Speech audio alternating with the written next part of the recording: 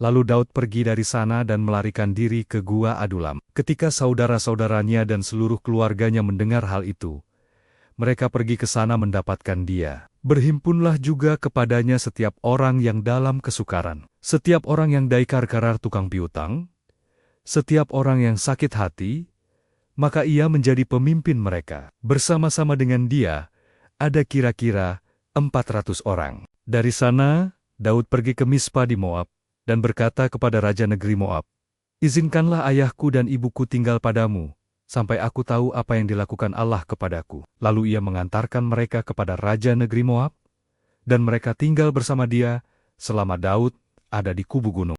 Tetapi Gad, nabi itu, berkata kepada Daud, "Jangan tinggal di kubu gunung itu, pergilah dan pulanglah ke tanah Yehuda."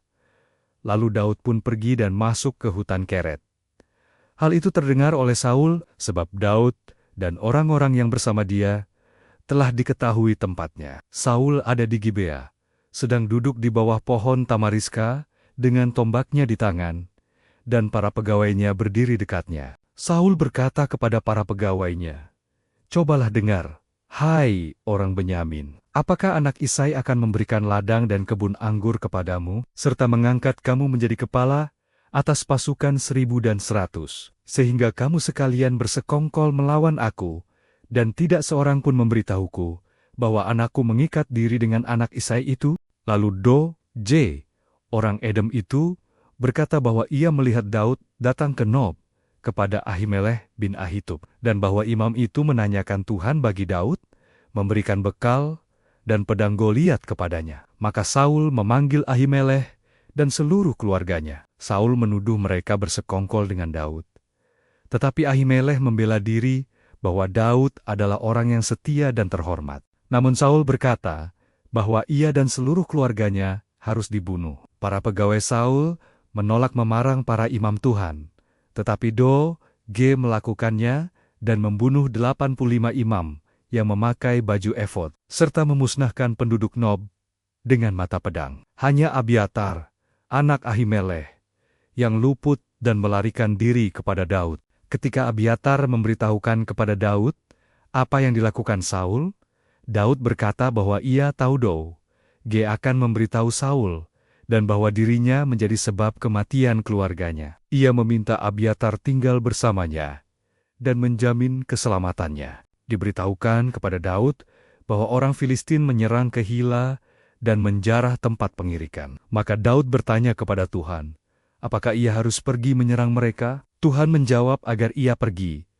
Tetapi orang-orang Daud ketakutan. Daud bertanya lagi, dan Tuhan meneguhkan bahwa ia akan menyerahkan orang Filistin ke dalam tangannya. Daud pun pergi dan mengalahkan mereka, menyelamatkan Kehila. Ketika Abiatar tiba kepada Daud, ia membawa efod. Saul mendengar bahwa Daud ada di Kehila dan beranggapan bahwa Allah telah menyerahkannya ke dalam tangannya. Maka Saul mengerahkan rakyat untuk mengepung Kehila. Daud meminta petunjuk melalui efod, dan Tuhan menyatakan bahwa Saul akan datang, dan bahwa warga Kehila akan menyerahkan Daud. Daud dan kira-kira 600 orangnya keluar dari Kehila dan mengembara kemana mereka dapat pergi. Saul terus mencarinya, tetapi Allah tidak menyerahkan Daud ke dalam tangannya. Daud tinggal di padang gurun Zif, dan Yonatan datang kepadanya untuk menguatkannya dan menegaskan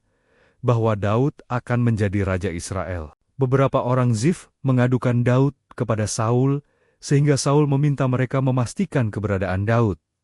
Sementara mereka pergi, Daud dan orang-orangnya berpindah ke padang gurun Maon. Saul hampir menangkap Daud, tetapi ia terpaksa kembali karena orang Filistin menyerbu negeri. Tempat itu disebut Gunung Batu Keluputan. Daud lalu pergi dan tinggal di kubu-kubu gunung di En-Gedi. Ketika Saul pulang dari menghadapi orang Filistin, diberitahukan kepadanya bahwa Daud ada di padang gurun En-Gedi. Ia pun mengambil 3.000 orang pilihan untuk mencari Daud di Gunung Batu Kambing Hutan di sebuah gua. Saul masuk untuk membuang hajat, tanpa mengetahui bahwa Daud dan orang-orangnya ada di bagian belakang gua. Orang-orang Daud mengatakan bahwa itu adalah kesempatan dari Tuhan untuk membunuh Saul, tetapi Daud hanya memotong punca jubahnya. Ia menyesal dan melarang orang-orangnya menyakiti Saul. Setelah Saul keluar, Daud menyusul dari jauh, berseru kepadanya, sujud, dan menjelaskan bahwa ia tidak berniat jahat, meskipun memiliki kesempatan membunuhnya. Ia menunjukkan punca jubah sebagai bukti tangannya bersih, dan menyerahkan penghakiman kepada Tuhan. Saul menangis dan mengakui bahwa Daud lebih benar darinya, bahkan bahwa Daud pasti akan menjadi Raja Israel. Ia bersumpah meminta Daud tidak melenyapkan keturunannya, dan Daud bersumpah kepadanya. Setelah itu Saul pulang ke rumahnya, dan Daud serta orang-orangnya kembali ke kubu gunung. Dan matilah Samuel. Seluruh orang Israel berkumpul meratapi dia, dan menguburkan dia di rumahnya di Rama. Dan Daud berkemas, lalu pergi ke padang gurun Paran. Ketika itu, ada seorang laki-laki di Maon yang mempunyai perusahaan di Karmel. Orang itu sangat kaya. Ia mempunyai 3.000 ekor domba dan 1.000 ekor kambing. Ia ada di Karmel pada pengguntingan bulu domba-dombanya. Nama orang itu Nabal, dan nama istrinya Abigail. Perempuan itu bijak dan cantik, tetapi laki-laki itu kasar dan jahat kelakuannya. Ia seorang keturunan Kaleb. Ketika didengar Daud di padang gurun bahwa Nabal sedang menggunting bulu domba-dombanya, maka Daud menyuruh 10 orang, dan kepada orang-orang itu Daud berkata, "Pergilah ke Karmel dan temuilah Nabal. Tanyakanlah keselamatannya atas namaku, dan sampaikanlah salam ini kepadanya. Selamat, selamatlah engkau. Selamatlah keluargamu.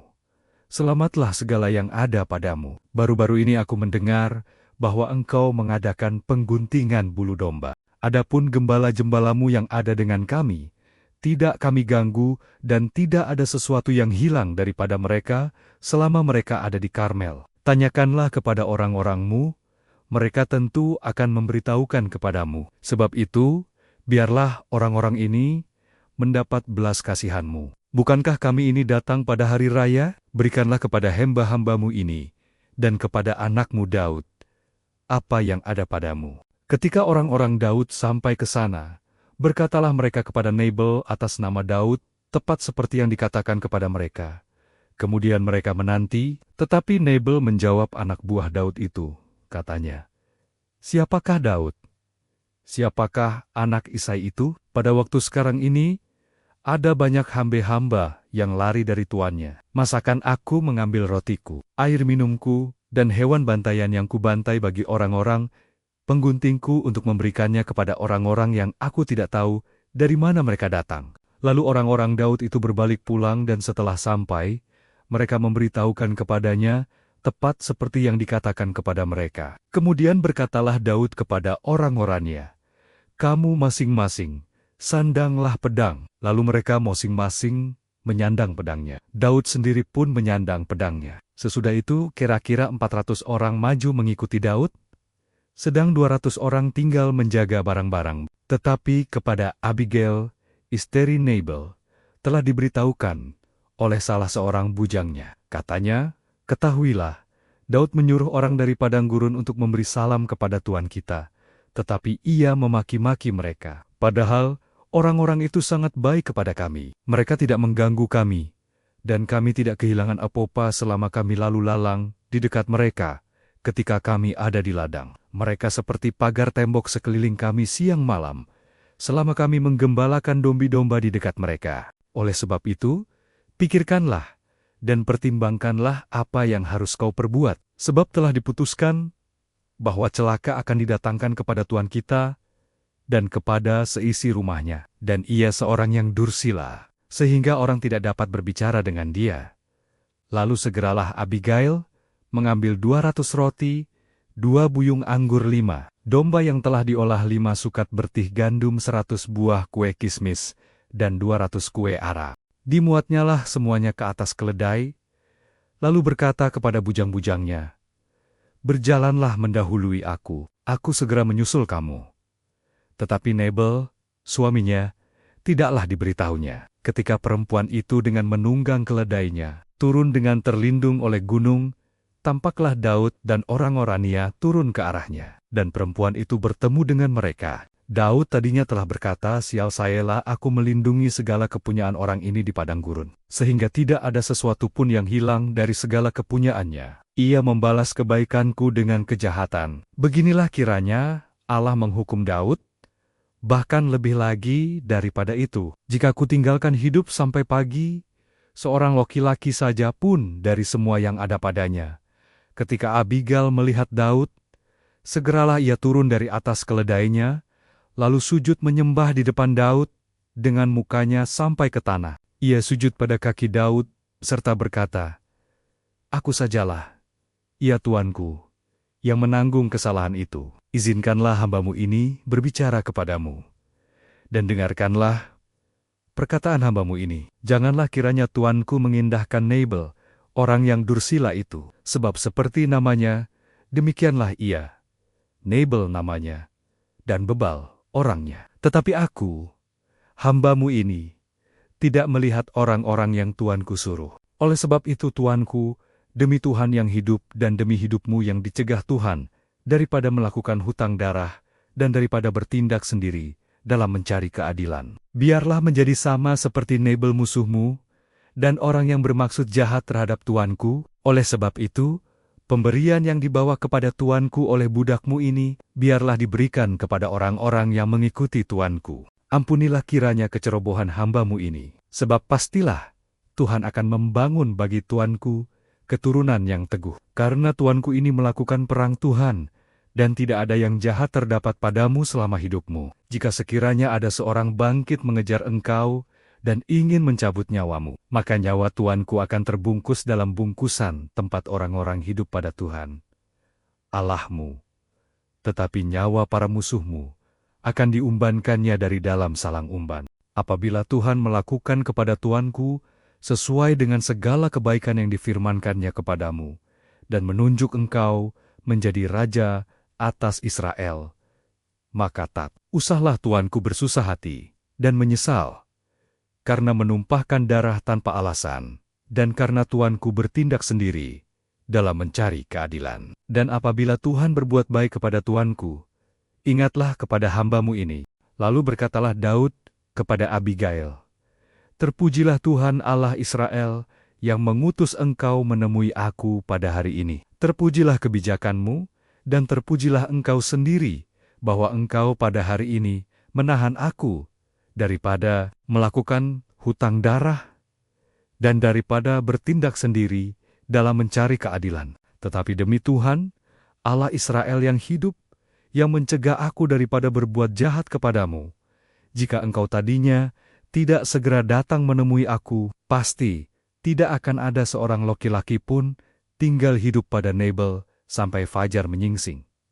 Lalu Daud menerima dari perempuan itu apa yang dibawanya untuk dia, dan berkata kepadanya, "Pulanglah dengan selamat ke rumahmu. Lihatlah, aku mendengarkan perkataanmu, dan menerima permintaanmu dengan baik." Sampailah Abigail kepada Nabal, dan tampaklah Nabal mengadakan perjamuan di rumahnya, seperti perjamuan raja-raja. Nabal riang gembira dan mabuk sekali. Sebab itu tidaklah diceritakan perempuan itu sepatah kata pun kepadanya, sampai fajar menyingsing. Tetapi pada waktu pagi, ketika sudah hilang mabuk Nabal itu, diceritakanlah kepadanya oleh istrinya segala perkara itu. Lalu terhentilah jantungnya dalam dada, dan ia membatu. Dan kira-kira 10 hari sesudah itu, Tuhan memukul Nabal, sehingga ia mati. Ketika didengar Daud bahwa Nabal telah mati, berkatalah ia, "Terpujilah Tuhan, yang membela aku dalam perkara penghinaan Nabal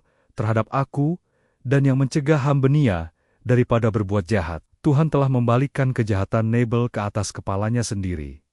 Kemudian Daud menyuruh orang untuk berbicara dengan Abigail tentang mengambil dia menjadi istrinya. Para hamba Daud datang kepada Abigail di Karmel, dan berkata kepadanya, "Demikian, Daud menyuruh kami kepadamu untuk mengambil engkau menjadi istrinya." Lalu bangkitlah perempuan itu berdiri. Sujudlah ia menyembah dengan mukanya ke tanah sambil berkata, "Sesungguhnya, hambamu ini ingin menjadi budak yang membasuh kaki para hamba tuanku itu." Kemudian, berkemaslah Abigail dengan segera. Ia menunggang keledainya dengan diiringi 5 orang pelayan perempuan. Ia mengikuti suruhan Daud itu dan menjadi istri Daud. Juga Ahinoam dari Israel telah diambil Daud menjadi istrinya. Kedua perempuan itu menjadi istrinya, tetapi Saul telah memberikan Mikal, anaknya perempuan, istri Daud, kepada Palti bin Lais, yang dari Galim itu.